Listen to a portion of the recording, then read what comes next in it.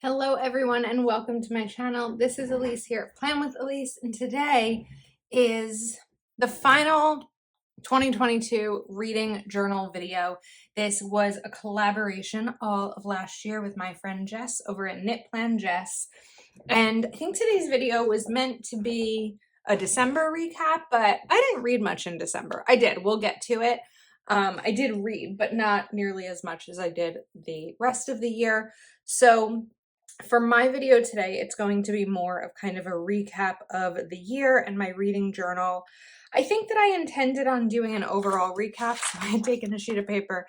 I read 103 books and 30,025 pages. I meant to do like some stats and make a cute page and all of that, but I didn't. Maybe it's something that I'll still do at some point this month, just kind of like what categories of reading I did, audiobooks versus Kindle versus paperback. I think I did 2 or 3 audiobooks, mostly Kindle. I think maybe there was only 1 or 2 paperback, but just kind of figuring out my stats is something that I think would be fun to do.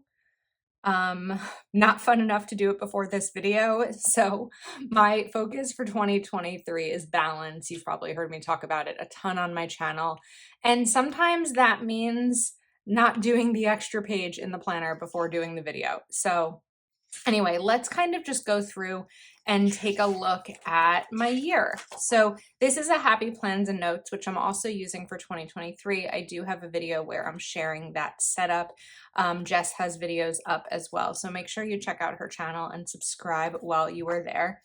And these are the perpetual calendar pages where I wrote when I started a book, when I didn't read. So you'll see the arrows kind of go through and show that each month. And it's funny to see some big gaps here. Like I know in March I was at Go Wild through the 6th or 7th and then just kind of needed some recovery time.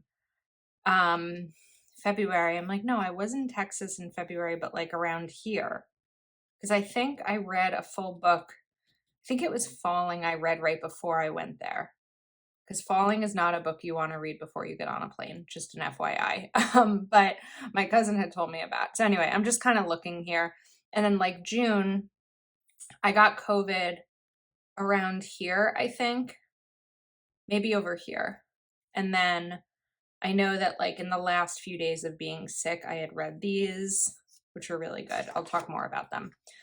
So anyway, we have some gaps. We have some months. Were there any months that I was really consistent? I was pretty consistent in January and somewhat in April. 1, 2, 3, 4, 5, 6, 7, 8, 9. 9 books in January, but it wasn't even my biggest month. I think April was maybe my biggest. Well, we'll see shortly. We're gonna go through. So this was my opening page, which is a quote. We lose ourselves in books, we find ourselves there too. And this is a bookstore in New York that I went to. And then I think these were the things that I wrote down for my book bingo. So we'll get there. This was December of 2021 because I had kind of played with this layout to see if it would work for me. So then we have January. So 9 books in January. My favorite book was American Dirt. I have videos from each month if you want to hear more about each of the books that I read. American Dirt was my favorite book, even though I know that it was controversial and a little bit problematic. It was the most interesting book that I read. There were some books I really didn't like in January. And then this was kind of where I did a little bit of like when I started, when I finished. In February, my favorite book was definitely Falling, although it was, again, not a book you want to read the day before you go on a plane or if you have any sort of flying anxiety. I don't really have flying anxiety, but that was one for me. So March was when I read The Star and the Shamrock, which is the first in a 4-part series. I still haven't read the 4th one, so I really want to read that soon. And then I did read the sequel to that also. In 5 Years was a really good book. I have to like stop myself. We'll get there. Then April, we have Reminders of Him as the favorite book. And I didn't always write when I started and finished. I kind of played around with this. May, I really had a hard time choosing between favorite books. So I chose 2, People We Meet on Vacation and One Man, Three Hearts, and Nine Lives. And May was a good month of reading. There's another Holocaust fiction here, The Redhead of Auschwitz. And then we are into June with Beach Read by Emily Henry. Loved this series, the 1996, 97, and 98 series by Kirsty McManus. And then July, another Colleen Hoover. We did a lot of Colleen Hoover in July. Well, 2. And then another Emily Henry. It's funny because I feel like my books are either like thriller murder or super sweet love. It's kind of funny when you look at the 2 main categories that I read, because I read a ton of where did we just went a ton of Frida McFadden here, which Frida McFadden does mainly like thriller type books. So this was good. And then I had a lot more Colleen Hoover in August. These I actually read in the same day while I was on vacation. I couldn't help myself. They were really good. And then we have September. I did not do a good job cutting that month. That I definitely messed up. But Sitting Pretty, I really loved the view from my ordinary, resilient, disabled body. And again, I like this quote: we should not make disabled lives subject to debate. Then we have another Colleen Hoover month that starts with Us. There's 3 Colleen Hoovers here. So I need to go through and do my Colleen Hoover checklist that I got from the Crafter Mom. That's in my 2023 reading journal, and see what's left, because I'm pretty sure that I might be like near the end of the Colleen Hoover book list. Then we had November, where my favorite book was Friends, Lovers, and the Big Terrible Thing by Matthew Perry. I actually listened to this one on Audible. So I think that I know that was, I keep getting ahead of myself. Okay. And then December was just 3 books. We had 2 Colleen Hoovers and a Frida McFadden, who are my top 2 authors, and they write very different style books. So I didn't fill in the rest of December, but that was my reading journal in terms of each month. And then we have my 100 book tracker, but this is the old one. So backstory, I had drawn this book tracker, or I drew this book tracker for when I first started the reading journal. Then after so many requests, I finally made one. But as I was filling it out, as I was getting closer to the top, I realized I made a mistake and I did not put 100 books. I think I put 98. So I redid it, and it's somewhere in here. Here we go. I redid it, and that's my 100 books. And this is my Goodreads 100. I did reach 103, but I didn't update these at all for that. Like, I didn't start a new one of this because I knew I wasn't going to get much further than 100 books. Then we have my monthly review. So these will total the numbers we saw in the beginning, the 103 and the 30,000 something. Bingo challenge. I never finished filling this in because I wanted to see if I could like not have a book meet multiple categories, but I know that I've read multiple books this year or last year by Jewish authors. So I don't know why I was waiting on filling this one in, but I'm working on my book bingo for 2023. I guess I should fill this in. Wait, if I fill this in, I get a bingo. I haven't gotten a bingo, did I? All year. So now I have a bingo once I fill this in. So we can do that together. I'm not filling it in very nicely on camera though. Sometimes I take the time to do it nicely. Other times I don't. I kind of feel like once I get to the end of a planner, I'm like, okay, bye, see ya, on to the next one. And that's how I'm feeling with this journal. A to Z challenge. I did not finish. I did not get a Z unless I choose a book from something that had a Z in it. I don't even know if any of the books I read had a Z in them. The Redhead of Auschwitz has a Z, but it's like the last letter. I don't know if that really counts. And then here were just some like brainstorm pages that I didn't really end up using much of, but maybe we'll repurpose. Then we have the Goodreads Choice Awards 2021. I said when I originally did a flip through of this journal before I used it, it was not likely that I was going to get through this list because a lot of these are just not going to be books that I'm interested in. So I did get through the books that I was interested in. Because horror and sci-fi and fantasy are not really books that I'm going to read. History, maybe. Graphic novels, I have read. Young adult fiction, young adult fantasy, and middle weren't books that I wanted, but I wanted to have a list here so I could choose some books to read. Broken by Jenny Lawson, I actually got through part of, but I didn't finish, and then my library renewal ran out. So that may be one that we get through in 2023. And then I think I was brainstorming on this page. That's what I like about the Happy Plans and Notes is it's just like a lot of paper to play around with. And then some of these pages were just showing my printables in my Etsy shop that I had made. And then let's go through the list. So the 103 books. I don't know that I'm going to go through every one of these individually because we have already done them over the period of 12-month videos. But we can talk about some of them. Malibu Rising, I was so excited. I read it in one day. By Taylor Jenkins Reid. I was so excited to read it because I had heard so much about it and I really loved it. So I was thrilled with that. One of Us is Lying by Karen McManus. I was like a little disappointed by, but One of Us is Next was the sequel and I liked that even more. Of course, The Hill We Climb Poetry by Amanda Gorman was incredible.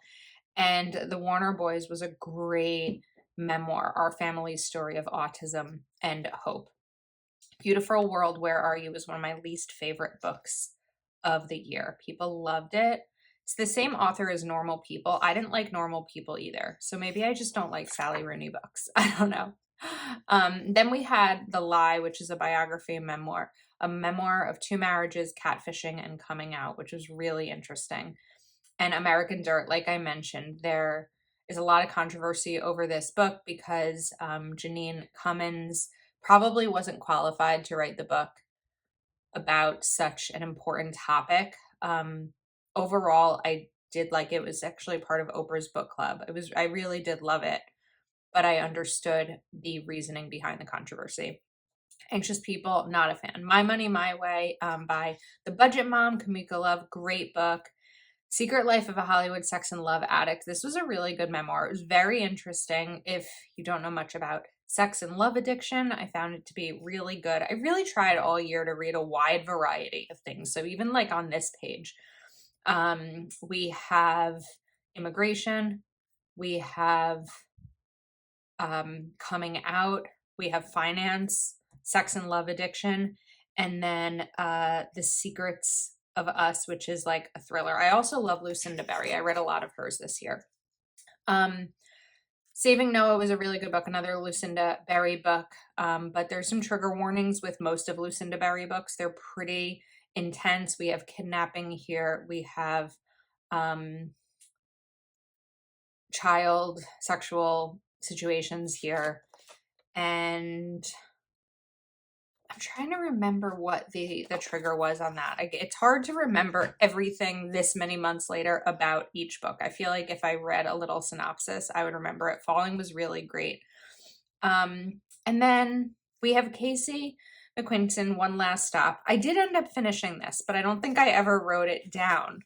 I don't know when I finished it, but it took me like it took me several months to finish because I just couldn't get into it. Everyone loved it. And I was like, there's time travel. I'm not really into time travel.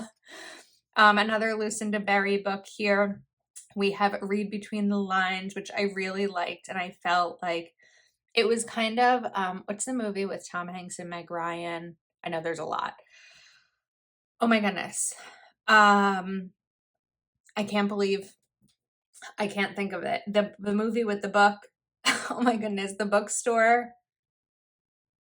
It's going to come to me at some point. It almost reminded me of that, but between 2 women. Then we had The Star and the Shamrock in 5 Years, which is a really great book. There was time travel in here too, but you almost don't know it. I don't know. It was really good.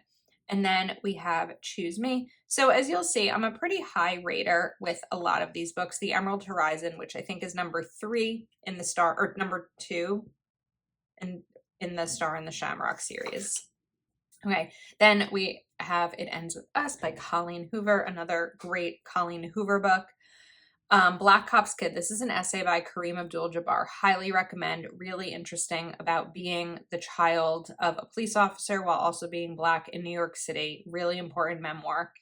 And then we have some like missing. I like those thriller of like, this person's missing or who murdered this one, things like that. Kind of the same reason that I like true crime documentaries. They relax me for some reason, but I can't watch like thriller movies and shows. Those stress me out and like my heart can't take it.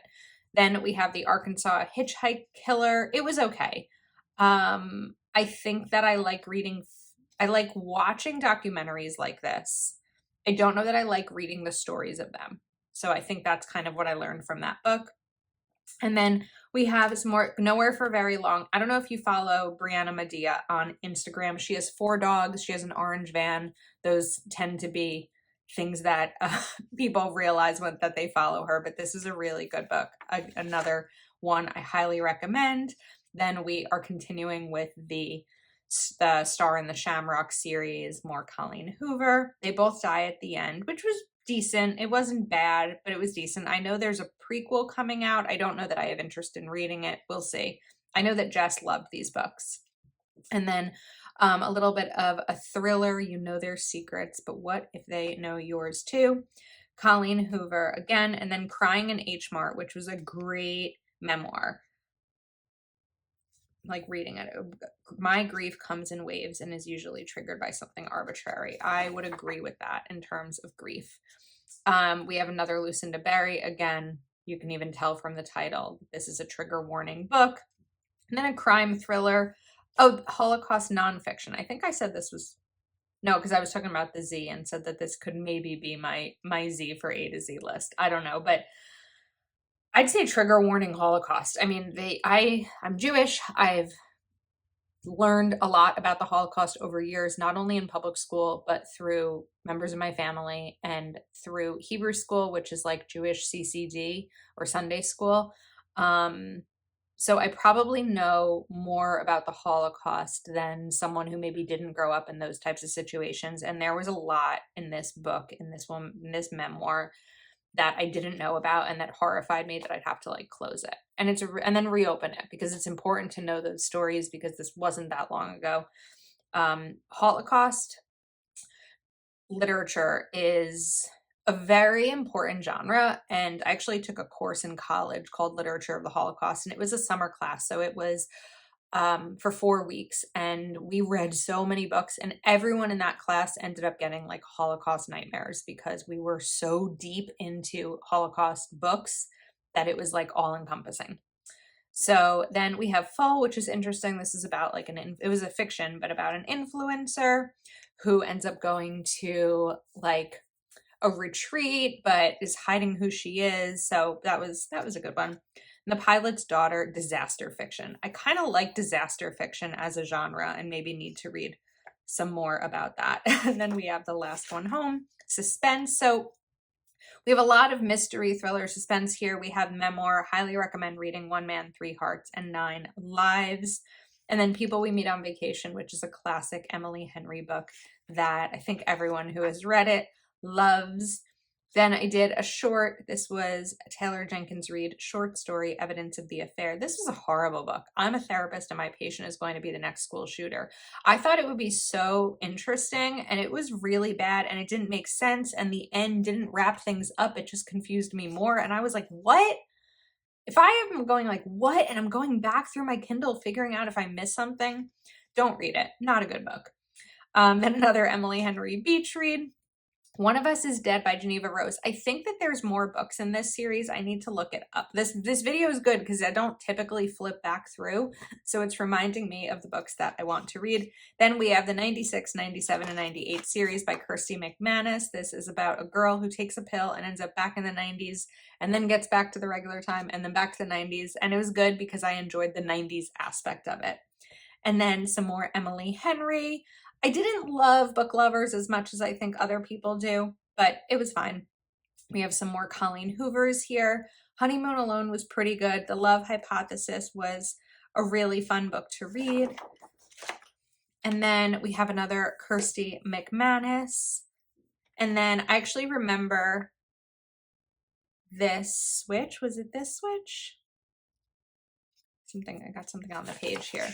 I can sometimes tell where things change because, to be honest with you, I think I had finished this and then things changed in my love life downslide wise, and I went to like straight up horror, like thriller from there. I did 3 thrillers in a row and wasn't quite ready to jump back into lovey-dovey type books. Then we have Love, Comment, Subscribe, Emma in the Night. This was a confusing book. I don't like when I get confused by books. I get confused enough in my life. I don't want a book to confuse me. That's not enjoyable for me. And then more Colleen Hoover, Swipe Right. This was my book bingo about dating, so it was a good timing to read it. The Nickel Boys was my book bingo for a banned book. No, it wasn't. Yes, it was. Wait. I think it was the Nickel Boys. Yes. All right. Sorry. It's so hard to remember sometimes.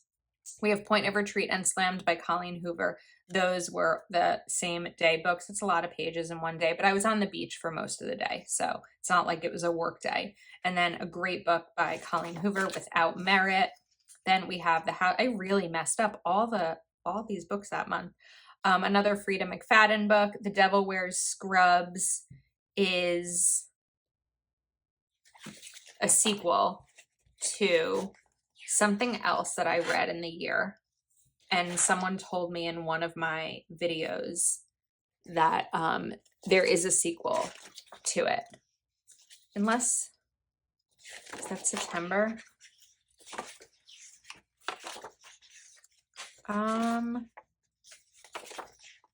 Where's the book?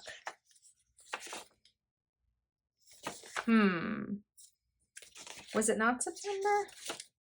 Oh, no. Okay. This was the original. Sorry. This was the original. The sequel is coming later on. And then Colleen Hoover.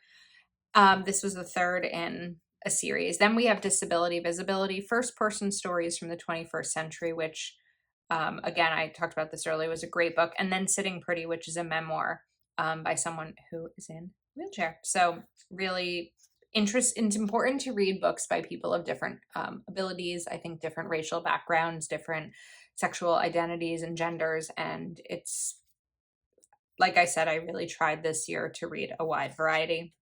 We have a thriller, Her Best Friends Lie. Then this was a fun humor dating book, We're Not 16 Anymore, A Baby Boomer's Adventures with Online Dating. Then we have this book, which I kind of read accidentally. I read it because the Q was my A to Z challenge, but I didn't know that it was like horror and a little bit of like paranormal, and that confuses me. I don't do a great job at understanding those. And then Help Me Remember was also, I think, I read Help Me Remember because it's the prequel to Give Me Love, but Give Me Love was the G in my book bingo. So when I saw Give Me Love and that it was on Amazon Kindle Unlimited, I was like, all right, let me read this, then I'll read this and we'll be good. Another Frida McFadden book. This was the one that I didn't really like, The X. Again, it confused me. I couldn't figure out what happened. I flipped back through pages trying to figure out if I missed a chapter. And then we have a Sue Watson book, The Sister-in-Law. Okay, so The Devil You Know was the sequel to The Devil Wears Scrubs. And these were good, Frida McFadden, which is funny because the Frida McFadden books that I normally read are like thriller and suspenseful, and these are like medical romance. So then we have Keep It Secret. This is a memoir, Token Black Girl by Danielle Prescott. It was a really interesting book. Luckiest Girl Alive was decent. It didn't get 5 stars for me. It was decent. I don't know if I loved it as much as everyone else. Then we have It Starts With Us, which made me so happy because I didn't love It Ends With Us, which was the prequel, and It Starts With Us kind of redeemed that for me. And then we are back to Colleen Hoover, Maybe Someday, Maybe Not, and Maybe Now. So definitely got through those 3 pretty quickly. Just Haven't Met You Yet was a really cute romance book by Sophie Cousins. The Last Thing He Told Me was more of a mystery book. And then we have a Sally Hepworth book, The Good Sister. I like her books. I also just finished one in January. My first book in January was Sally Hepworth. Dear Martin was a really good book by Nick Stone. I was thinking maybe this was my banned book list, but I need to write down what books were for what. That's something I have to be better about in 2023, is really mapping out so that a year later I will remember. And I have the sequel on my bookshelf ready to read. Then we go to another Sue Watson book, First Date. Not great. But Colleen Hoover, Confess, I really liked. The Paid Bridesmaid, I really liked. I thought that was fun. Then we have Matthew Perry, which was, of course, great. And then we have my December books. So we are going to rate these here together. If I could find my pen. Okay. Hopeless by Colleen Hoover. Loved it. So something to be mindful of with Colleen Hoover books, and you'd have to do a little bit of research to figure this out, is that sometimes her sequels are actually just the same story, but with a different character's perspective. So of course there are going to be changes in the story because it's a different character, but a lot of it is repetitive. It was that way with Losing Hope. It was that way with a little bit of the Maybe series, but very much with the This Girl, the Point of Retreat and Slammed series. So it's something to be mindful of if you are ready to dive into the Colleen Hoover world. And then we have Do You Remember, which is by Frida McFadden. I liked it until the end. So this is a crooked sticker. I think it's going to get 3 stars, which is less stars than I would want my favorite book or my last book of the year to be, but that's what it is. So a couple of questions, because I know they are, or a couple of answers to questions, frequently asked questions about my book journal. I print out the covers using Canva. I will link the video where I did a tutorial in the description of this video, and all the supplies I use to make this reading journal. Another question is how I read so much.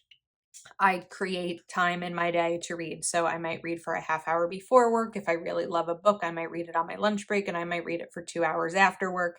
My schedule is busy because I have my full-time job and Plan with Elise. But other than that, I am single. I don't have kids. Think of the time that maybe you do spend with a spouse or a loved one or children. I don't have a lot of those kinds of time blocks for me. So I do tend to be able to have more time to read or film videos or whatever it is that I want to do. And I am a pretty quick reader. I can usually read about 75 to 100 pages in an hour. So I could read a book like this in maybe under 3 hours. So that's how sometimes I am able to finish a book in one day. The audiobooks, I did a couple this year. I don't have a ton of time to do audiobooks because I can't listen to them while I'm working. My brain can't focus on the book or work. It has to be one or the other. So I'm not a big multitasker while I'm working. I don't even really listen to music. And then a lot of my time other than that is either reading or filming videos. Obviously, I can't listen to an audiobook while I'm filming a video.